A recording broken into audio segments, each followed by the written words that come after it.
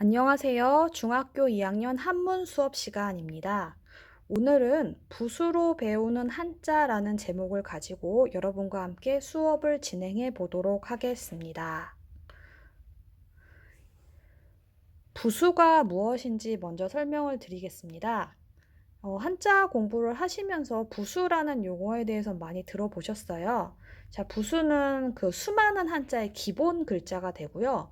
영어로 말하면 알파벳과 같고 또 한글로 말하면 자음 모음과도 같습니다.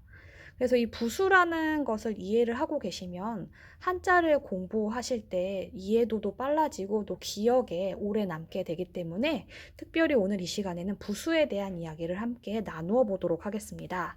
예, 화면을 보시면 한자를 모양 중심으로 배열할 때 중요한 것은 주로 뜻을 나타내는 부분에 공통된 한자를 부수라고 합니다. 그래서 한자들 같은 경우 여러 개의 글자가 결합해서 새로운 한자를 만드는데 특정 글자가 들어가면은 그 글자와 연관된 특별한 뜻을 갖게 되죠. 자, 그러한 특정 글자를 뭐라 하냐? 부수라고 합니다. 자, 부수는 모두 몇 개가 있냐? 214개의 글자가 있습니다. 물론 이걸 다 기억하시면 좋은데 우리가 일단은 기본적으로 중학교이고 실생활에 많이 사용하는 글자를 우선으로 설명을 드리고 그렇게 하기 때문에 여러분들이 수업 시간에 배우는 글자들을 가지고선 한번 예를 들어 설명을 좀 한번 해보도록 할 거예요.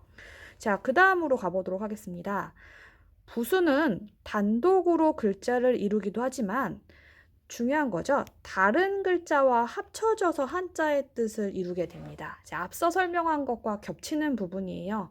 한자와 한자가 합쳐져서 글자를 만들 때 뜻과 밀접한 관련이 있는 부분을 부수라고 한다라는 건데요. 자, 그 다음 보시면 부수는 다른 한자와 합쳐질 때 글자의 균형을 맞추고 쉽게 쓸 수 있도록 위치에 따라 모양이 변하기도 합니다. 자, 그래서 다음 화면에 가보시면요. 각각의 그 한자의 부수가 위치에 따라서, 놓이는 위치에 따라서 이름이 달라지게 되는데요. 자, 부수의 위치와 명칭이라고 설명이 되어 있습니다. 놓이는 위치에 따라 크게 9가지로 구분을 해서 각각 이름을 부르게 되는데, 지금 빨간색으로 써 있는 글자를 좀 보면요. 자, 변, 그리고 방, 머리, 발,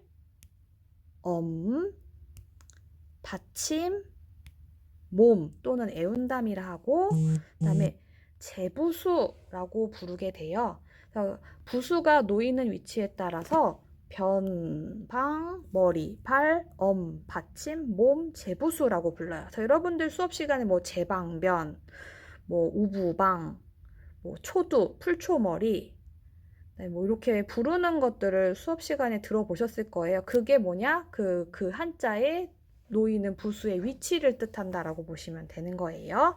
그럼 각각의 그 명칭에 따라서 예를 하나씩 들어서 좀 설명을 좀 드려보도록 하겠습니다.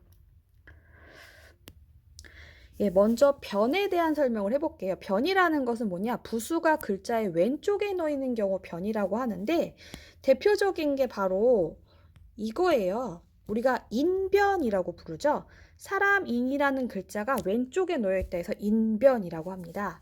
자, 여기다가 산산자를 합쳐서 산에 사는 사람, 즉 누구를 가리키냐? 신선 해서 신선선이라는 글자가 만들어지게 되지요. 자, 그 다음에 방이라는 말 좀 보도록 하겠습니다. 자, 방은 부수가 글자의 오른쪽에 놓이는 경우를 나타내는데요. 자, 여러분 이 글자 아세요? 네, 이거는 물건을 자르는 칼을 나타내는 칼도예요. 예. 근데 이 칼도가 다른 글자의 오른쪽에 놓이는 경우 이렇게 모양이 바뀌고 이때 이름을 뭐라고 그러냐? 칼도 방이라고 부릅니다. 자, 이렇게 세로획으로 두 개가 모양이 바뀌게 되면 대부분 오른쪽에 놓여요. 그래서 칼도 방이라고 부르게 됩니다. 대표적인 예를 하나 들어드리면요.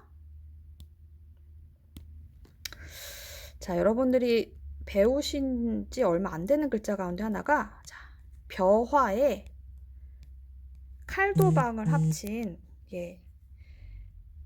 이로리.라는 글자가 있어요. 자, 이 이로리 글자는 왼쪽에 벼화가 있죠. 쌀을 뜻하는 벼화와 칼도자가 들어가서 가을이 돼서 벼가 무르익으니 칼로 잘라서 쌀이 생기니 뭐하다? 좋다, 이롭다 해서 이로리라는 글자가 만들어지는 거죠. 여기서 오른쪽에 놓이는 이 글자 칼도, 방이라고 부릅니다. 자, 그 다음에 머리라는 부분의 명칭에 대해서 설명을 좀 해보도록 하겠습니다. 자, 부수의 글자가 위에 부분에, 가장 위에 부분에 놓이는 경우를 머리라고 부르게 되는데, 대표적인 게 바로 요거. 열십자가 두 개 결합되어 있는 풀초머리라는 것이죠. 이 풀초머리가 들어가는 글자들은 풀, 식물과 연관이 있는 글자가 된다라고 말씀을 드렸는데, 가장 대표적인 게 요즘 봄이죠. 봄에는 뭐가 많이 핍니까? 꽃화라는 글자가 있죠. 꽃은 식물의 일종이에요. 그래서 머리에 뭐가 들어가냐? 풀초머리가 들어가고, 요 밑에 있는 글자는 되다, 화, 소리가 화예요. 그래서 이 두 개의 글자가 합쳐질 때 이 글자는 화라는 소리를 갖고 오고, 꽃이란 뜻은 위에 있는 풀초머리에서 만들어져서 합쳐져서 꽃화라는 글자가 된다라고 이야기를 하고 있습니다. 자, 그 다음에 발이라는 명칭이 붙는 부수를 하나 좀 설명을 드려보고 싶은데요. 부수가 글자의 아랫부분에 놓이는 경우 우리가 흔히 발이라고 해요. 여러분들이 알고 있는 글자 가운데 불화라는 글자가 있죠.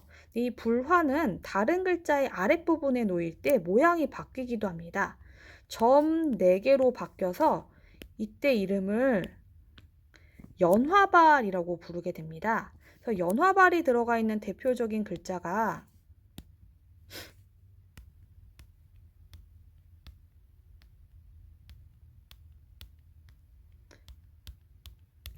바로 이 글자 없을무라는 글자입니다. 없을무. 자, 없을무 밑에 보시면 점이 4개가 찍혀 있죠. 이거는 방금 설명했듯이 불화라는 글자가 모양이 바뀌어서 연화발, 불화자를 뜻한다고 보시면 돼요. 땅에 불이 나서 위에 있는 집이 몽땅 타버리고 남는 것이 없다 해서 없을무라는 글자가 만들어진다라고 설명드릴 수 있겠습니다. 다음으로는 엄이라는 그 명칭에 대해서 위치에 대한 글자를 설명을 드릴 건데요. 엄이 붙는 부수는 보통 부수가 글자의 위와 왼쪽을 덮고 있는 경우에 엄이라는 말을 붙여요. 대표적으로 이제 여러분들 이제 곧 설명을 제가 드릴 글자 가운데 하나인데 바로 요 주검시라는 글자가 있습니다. 이게 지금 요렇게 해당이 되고 있죠. 그래서 주검시에 털모를 합치면 꼬리미라는 글자가 됩니다. 이 주검시 엄이라고 하는 글자는 사람의 몸을 뜻하는 글자로서 여기서 엉덩이를 뜻하고요. 엉덩이에 난 털, 그게 무엇이냐? 바로 짐승의 엉덩이에 난 긴 꼬리를 뜻한다 해서 꼬리미라는 글자가 만들어진다라고 설명을 드릴 수 있고요. 자, 그 다음에 받침. 자, 받침이라는 말이 붙는 것은 부수가 글자의 왼쪽과 밑을 싸고 있는 것. 여러분들 대표적으로 많이 배웠던 글자가 뭐냐? 바로 이거. 잘 안 보이네요. 책받침. 책받침이 되겠습니다. 책받침이 들어가는 글자는 또 쓸 때 규칙이 있죠. 책받침을 먼저 쓰는 것이 아니라 그 위에 있는 글자를 먼저 쓴다라고 제가 설명을 드렸었어요. 그래서 책받침이 들어가는 글자 하나 설명을 드리면 도끼근에 책받침을 써서 가까울 근이라는 글자가 만들어집니다. 그런데 보통 본래 이 책받침이라는 부르는 이 글자는 사람이 먼 길을 걸어가는 모습을 본떠서 갈착이라고 해요. 이 갈착이 들어가는 글자는 움직이다, 이동하다 또는 거리와 연관이 있는 뜻을 만들어내는데요. 그래서 도끼근이 합쳐진 이 글자가 가깝다, 멀다의 반대인 가깝다란 뜻을 갖는다라고 설명을 드리도록 할게요. 자, 다음으로 몸, 애운담이 들어가는 글자에 대해서 좀 이야기를 해보도록 하겠습니다. 자, 여러분들 알고 계신 글자 가운데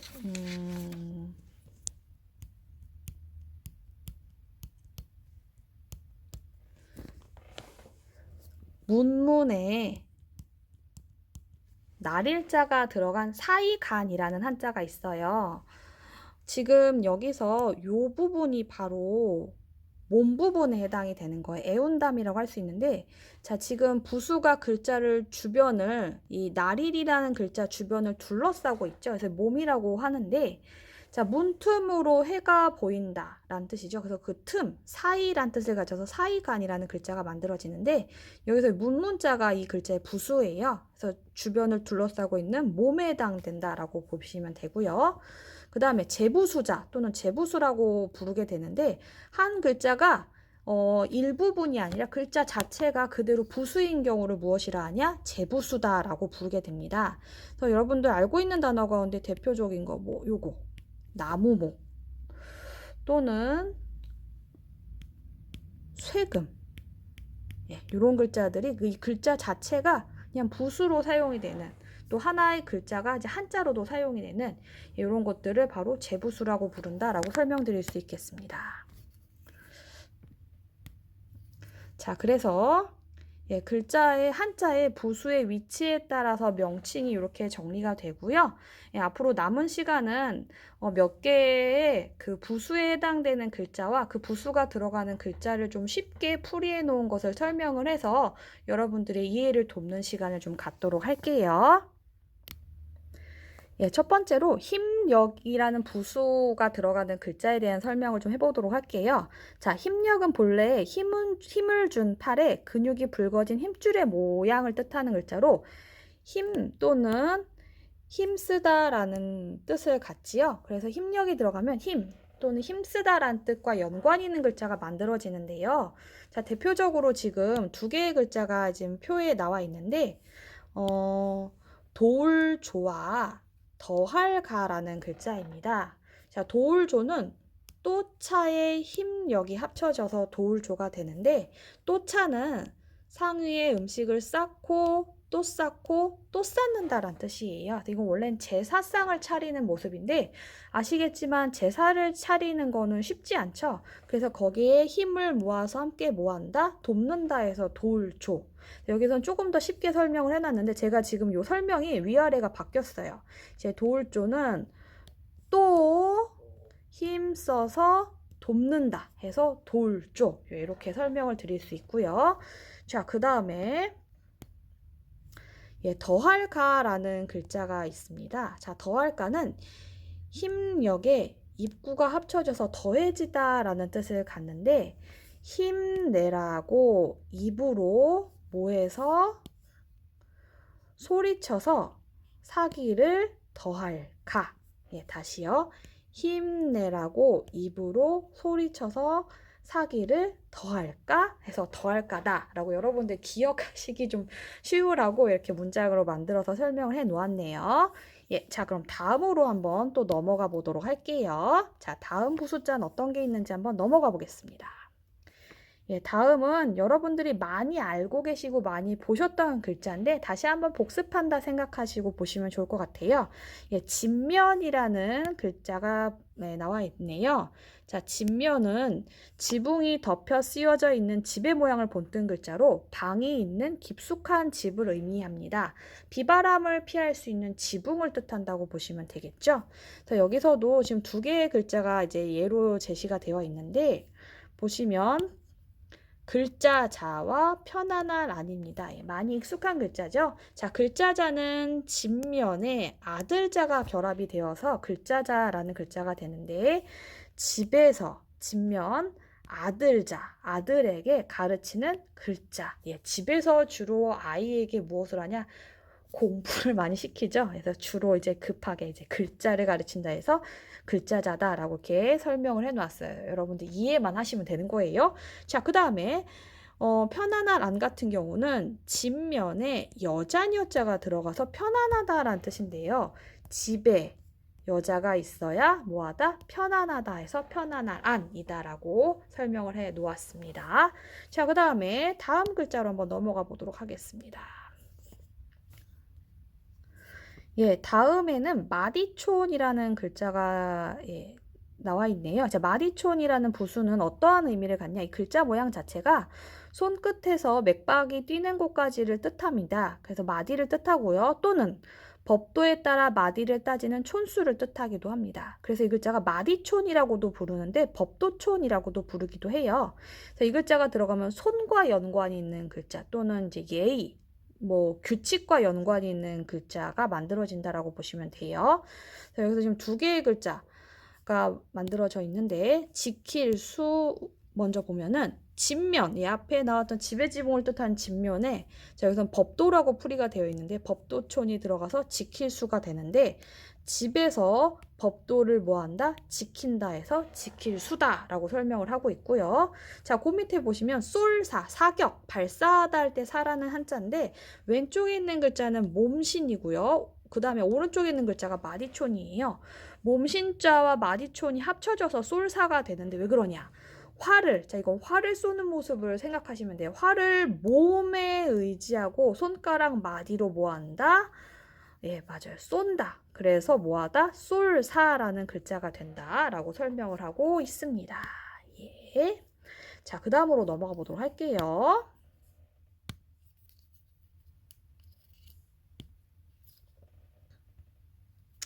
자, 다음 글자. 예, 앞서서 제가 부수의 명칭, 위치에 따른 명칭을 설명할 때 나왔던 글자이네요. 주검시 또는 지붕시라고 하는 글자입니다.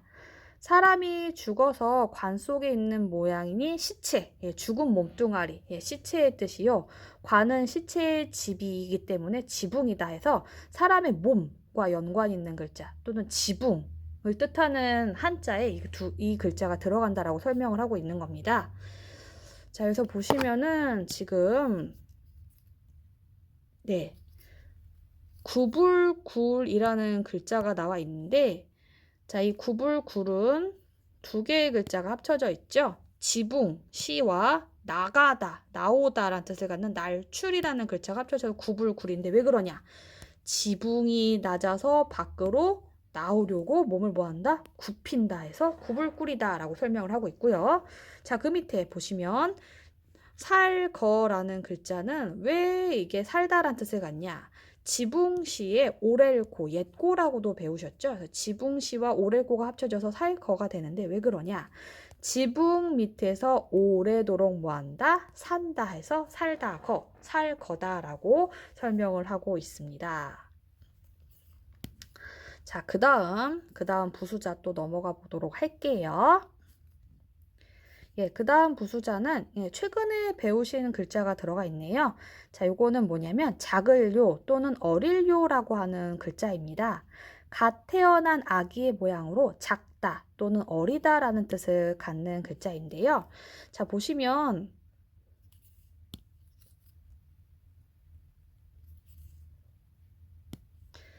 예, 작을 요에 힘력이 합쳐져서 어릴 유라는 글자가 만들어졌어요. 우리가 영유아 할 때 유, 유치원 할 때 유인데 작은 힘이면 뭐하다 아직 어리다. 그래서 어릴 유, 힘이 작다. 어른보다 힘이 작은 시기를 어떤 시기? 어린 시기죠. 그래서 어리다라는 뜻을 갖게 되고요. 자, 그 다음에 있는 글자 보도록 할게요. 자, 그 다음에 지금 보시면은 지금 요거 뒤후라는 글자가 있는데 이 뒤후는 크게 세 개의 글자가 합쳐져 있어요. 걸을 척. 우리가 흔히 두인변이라고 하죠. 예, 인변에 하나가 더 얹혀져 있다 해서 두인변. 거기다가 어릴 요. 그리고 천천히 걸을 쇠가 합쳐져서 앞에 반대말이 뒤를 뜻하는 글자인데 자, 왜 그런 의미를 갖는지 한번 같이 보도록 할게요. 걸어서 자, 이 두인변이라는 거는 걷는다라는 뜻을 갖는 글자예요. 그 다음에 작을요, 어리다죠. 걸어서 어린 아이가 천천히 걸어요. 자, 이거 걷는다라는 뜻을 가져요. 이거 마찬가지. 그래서 천천히 걸어서 뒤따라온다라는 거죠. 어린아이는 발이 폭이 그렇게 넓지 못하기 때문에 어른의 걷는 속도를 따라갈 수 없죠. 그래서 아장아장 걸으면서 뒤따라온다 해서 뒤후라는 글자다라고 지금 설명을 하고 있습니다. 자, 그 다음으로 다음 글자 또 넘어가 보도록 하겠습니다. 예, 다음은 집호 또는 엄호라고 하는 글자가 있는데요.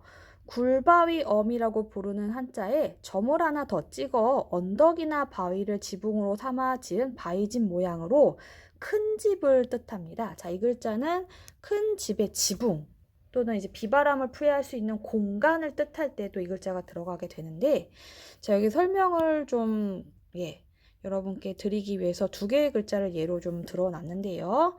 자, 먼저 관청청이라는 글자가 있어요. 여러분 알고 있는 관청, 나란 일을 보는 관청을 뜻할 때 청자가 이 글자가 되는데, 큰 집 엄에다가 들을 청, 여러분 뭐 시청하다 할 때 청, 청각할 때 청이 합쳐져서 관청청이라는 글자가 돼요. 자, 이 글자가 왜 관청이라는 뜻을 갖느냐 보시면 큰 집, 큰 집 엄에 큰 집 중에서 백성의 어려움을 들어주는 곳이 어디예요? 들을 청자가 들어가서 바로 나란 일을 보는 어디다? 관청이다 라고 설명을 하고 있고요. 자, 그 다음 아래로 내려가 보도록 하겠습니다. 자, 아래 내려가 보시면은 자, 큰 집 엄에 수레차가 합쳐져서 창고, 물건을 저장하는 창고를 뜻하는 창고고라는 글자가 만들어졌어요. 자, 큰 집에서 수레를 넣어서 보관하는 창고. 다시 볼게요. 큰 집 엄이 있죠. 그다음에 수레차가 들어가서 큰 집에서 수레를 넣어 보관하는 어디? 창고. 그래서 이 두 개가 합쳐져서 창고고라는 글자가 된다라고 이야기를 하고 있습니다. 자, 마지막 글자로 넘어가 보도록 하겠습니다. 마지막 글자는 하품흠이라는 글자입니다. 사람이 앉아서 입을 벌리고 있는 모습을 본떠서 입에서 입김이 나오는 모양을 강조한 글자입니다. 하품흠이 들어가는 글자는 졸리다란 뜻이 아니에요. 졸려서 하품을 하듯이 입을 쫙 벌리다. 그래서 하품흠이 들어가면 입을 벌린다라는 것과 연관 있는 글자가 된다라고 설명을 하고 있는 거예요. 자, 보겠습니다. 자, 지금 두 개의 글자가 예로 들어져 있는데요. 자, 지금 불다취자 같은 경우는 왼쪽에 입구, 그 다음에 하품음이 들어갔는데 입으로 후 하고 벌려서 뭐 한다? 분다 라는 뜻이에요. 그래서 불다취다 라고 설명을 하고 있고요. 자, 그 다음에 보시면은 자, 다음차라는 글자입니다. 자, 요거는 왼쪽에는 이수변, 그리고 하품음이 들어가서 다음차라는 글자가 된다라는 건데, 왜 다음이란 뜻을 갖느냐? 자, 여기 있는 설명을 그대로 한번 보도록 할게요. 피곤하여 두 번이나, 그래서 이수변을 둘로 해석을 했고요. 하품을 하고 나서 다음 차례를 기다린다라는 겁니다. 피곤하여 두 번이나 하품을 하고 다음 차례를 기다린다 해서 다음 차다. 이건 여러분들이 그냥 기억하기 쉬우시면 돼요. 그래서 다음 차다라고 설명을 하고 있습니다. 오늘 수업은 여기까지 해서 마무리를 할 겁니다. 다시 한번 얘기를 하지만 부수라는 것이 한자에서 어떠한 자리를 차지하고 있는지를 다시 한번 좀 생각해 보시고, 그 각각의 부수가에 따라서 글자를 좀 묶어서 기억을 하시면은 이해도 더 잘 되고, 그 다음에 글자를 오래 기억할 수 있기 때문에 여러분들이 부수에 대해서 조금 더 관심을 많이 가지시고, 그 다음에 이제 한자 공부를 하시면은 많은 도움이 될 것 같습니다. 들어주셔서 감사하고요. 다음 주에는 교실에서 수업으로 뵙도록 하겠습니다. 감사합니다.